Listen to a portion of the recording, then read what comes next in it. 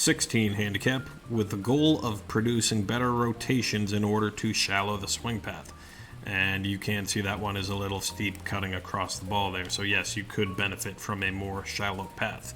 Quickly on the setup, improve your knee flex with the butt out a bit more, and watch how your spine changes from P1 to the top P4. You will begin to lift or stand up, but the interesting note is that the position that you arrive in is where you should start in.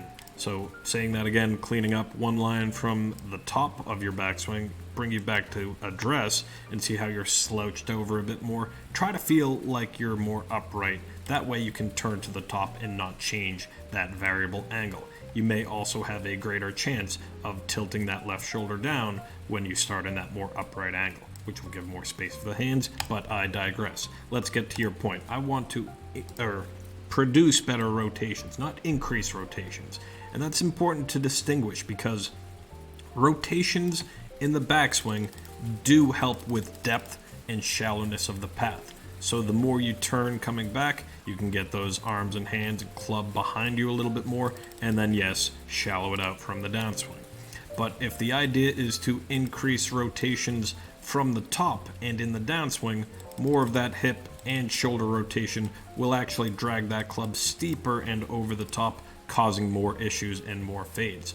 Not only with the path, but also that club face angle will remain square to open when you do turn and leave the club more behind you. So open and over, we know what that combination would look like. So instead, I think you get fairly shallow enough, or I should say deep enough with those hands at the top, but more tilt would certainly help you out here as well. I would say don't try to increase your rotation in the downswing like we just talked about, but instead keep your hips and shoulders turned close to the target as they are, and try to drop or drag your lead arm across and down your chest, tucking that elbow in. It's a rather awkward move and it's not going to give you much power at all for now, but begin your downswing with a shallowing or a laying off of the club. Instead, you do start with that rotation and the club stays steep, as we know. So more turns in the backswing for a more effective shallow path, no turn in the downswing for a more effective and shallow path. Good luck with those changes. Sendaswing.com.